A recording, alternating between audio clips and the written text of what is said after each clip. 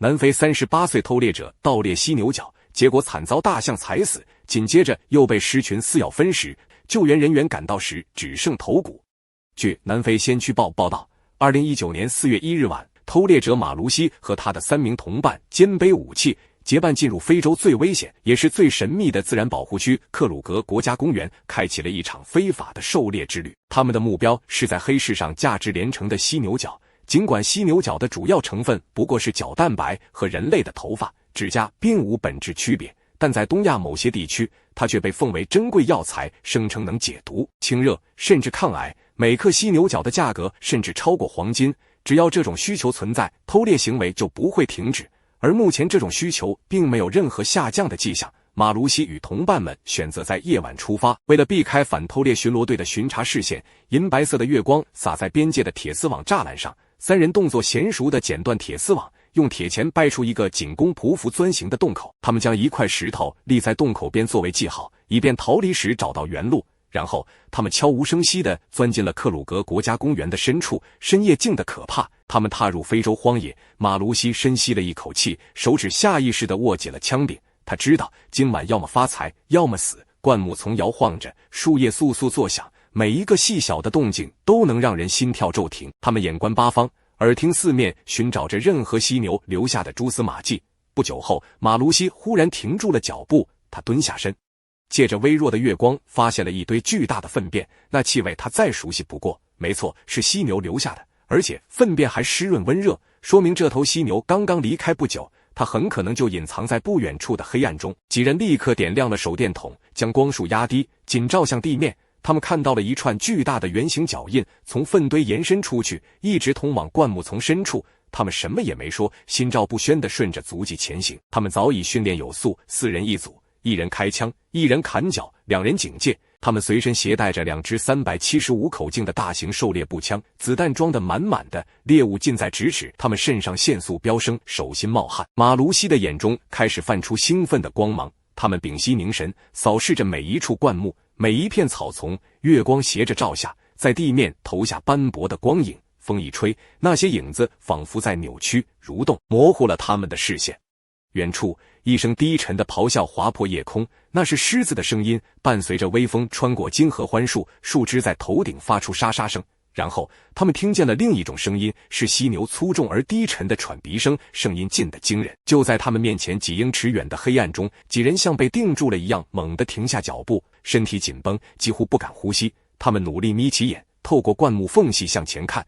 终于他们看见了那庞大的剪影，那是一头白犀牛，正低着硕大的头颅，缓缓地啃食着地上的青草。它肩部高达2米，厚重的皮肤犹如铠甲，泛着灰白色的光。它那庞大的身体超过1800公斤。犀牛似乎没有察觉到几米外的偷猎者，完全沉浸在夜色下的密室中。这是一头成熟的雌性犀牛，头上那根前角格外引人注目，锋利而修长。这正是偷猎者梦寐以求的。马卢西的心跳剧烈加速，他缓缓举起手中的猎枪，手臂因紧张而微微颤抖。他侧过头，将眼睛贴上冰冷的瞄准镜，屏住呼吸，10字准星稳稳地落在犀牛的前肩。只要扣动扳机，一声枪响，他们就能立刻扑上去锯下犀牛角，并迅速撤离。但命运在此刻突然扭转，他们所有人的注意力都紧盯着犀牛，没有一人察觉。就在他们右侧几米外的浓密灌木中，一头公象正悄然注视着他们。他那宽大的耳朵微微扇动，眼中闪着警觉与怒意。这头象早已察觉到入侵者的存在，他不仅嗅到了人类的气味，更感知到了威胁。突然，他高高扬起鼻子，发出一声惊天动地的巨响，震得周围草叶抖动，飞鸟四起。大象发动了冲锋，如一辆失控的巨型坦克从灌木中怒吼而出，直奔4人而来。马卢西的同伴被突如其来的咆哮惊得魂飞魄散，立刻向两侧扑开，跌进灌木丛里。但马卢西的眼睛还紧贴着瞄准镜，专注于猎物，完全没意识到来自身后的死亡阴影。等他听见身后地动山摇般的踏地声时，已经太晚了。大象如闪电般撞向他，那瞬间，他仿佛看见一堵灰色的山墙朝自己倾覆。他整个人被象牙勾起，腾空而起，飞出了数米远，像布偶一样狠狠摔在坚硬的地面上，发出沉闷的一声。白犀牛受到惊吓，立刻转身狂奔，消失在密林中。马卢西的3名同伴惊恐万状地回头，只见那头庞然大物没有丝毫停顿地踏上前去，一只巨大的象脚稳稳地落在马卢西胸前，宛如一道巨锤落下。他发出一声撕心裂肺的惨叫，然后是骨骼断裂的脆响，2吨重的力量碾压而下，马卢西的胸腔瞬间塌陷，肋骨碎裂，鲜血顺着嘴角涌出。马卢西清晰地听见了自己骨头断裂的声音，他发出一声撕心裂肺的惨叫，随即声音戛然而止，像是空气被抽干。大象缓缓将脚抬起，甩了甩头，厚重的耳朵扇动了2下，在夜风中显得格外沉重。他转身，重重地踏入灌木丛，不带一丝犹豫，庞大的身影很快隐没在黑暗中，只留下一片被践踏过的土地和一个濒死的人。马卢西倒在地上，四肢无力，他的身体像被抛弃的破布娃娃，微微颤抖着。他的3名同伴这才惊魂未定地奔过来，跪在他身旁。马卢西的脸色苍白，嘴唇发紫，肺部传出嘶哑的破裂声，每一次呼吸都像锈钝的锯子在拉扯空气。他勉强睁开眼睛，眼神混沌，像是在水里看世界。目光扫过身边的人，似乎想说什么，却终究没能发出声音。几秒钟后，他又缓缓闭上了眼睛，呼吸急促而微弱。3人几乎是用尽全身力气将他架起，像拖着一具即将沉入水底的尸体，跌跌撞撞穿过高草和荆棘，沿着模糊的来路狂奔逃命。可是夜色如迷宫般重重包围着他们，恐惧、疲惫和罪恶感混杂在一起。他们迷失了方向，月光下的丛林静得诡异，四周仿佛长得都一模一样。他们愈走愈深，直到在一道低矮的土坡下，他们终于跌落到一条狭长的沥青公路上。那一刻，3人几乎是本能地停住了脚步。他们知道这条路，这是反偷猎巡逻队的必经路线，如果被抓到，等待他们的将是铁窗和重刑。太阳即将升起，他们犹豫了1秒，然后做出了决定。他们将马卢西轻轻地放在路边的干草中，身体蜷曲，脸朝天。他们没敢多看，转身就跑，像老鼠一样消失在灌木中，彻底抛下了这个曾与他们并肩作恶的同伴。月光洒在马卢西奄奄一息的身体上，他的呼吸越来越慢，每一次气息都仿佛从胸腔最深处挣扎着挤出来，带着血泡与废裂的沾响。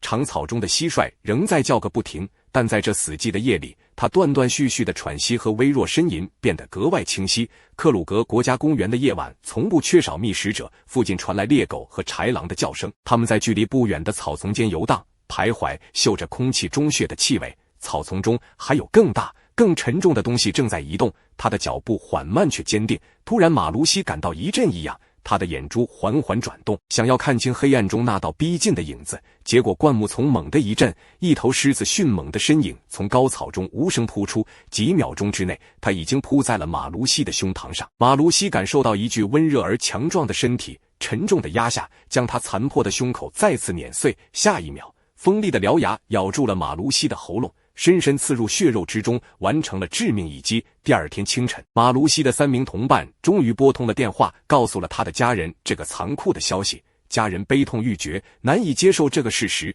却仍抱着一线希望，想要找回马卢西的遗体。于是他们联系了克鲁格国家公园的区域护林官唐英格利希，一位与偷猎者斗争多年的资深护林员。他向家属承诺将尽全力找到马卢西，无论他是生是死。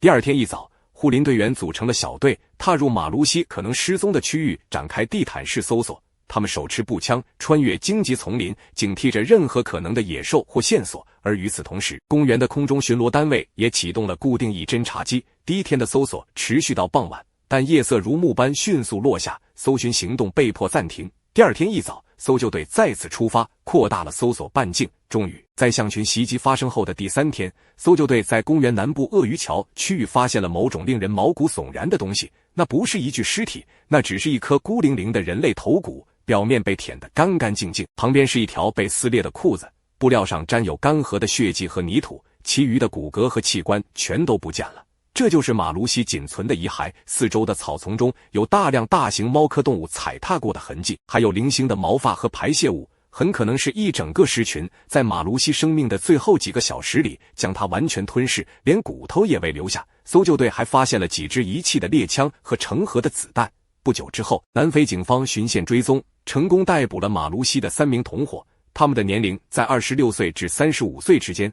他们在讯问中承认了那一晚的潜入行动，并描述了马卢西被向袭击的过程。3人随即被拘押，面临多项指控：非法持有枪支和弹药、合谋从事野生动物偷猎，以及非法闯入自然保护区。等待他们的将是南非野生动物犯罪法下的重判。在南非，每一年都有数百头犀牛死于偷猎者之手，这是一场持续不断的杀戮战。2014年创下了最骇人的记录，共有1215头犀牛在那一年被猎杀，平均每天超过3头。像马卢西这样的偷猎者，可能会将世界上最美丽的动物之一推向灭绝的边缘。也正是因为这样的原因，当人们听到一个偷猎者被狮群活活吃掉的故事时，往往很难感到真正的同情。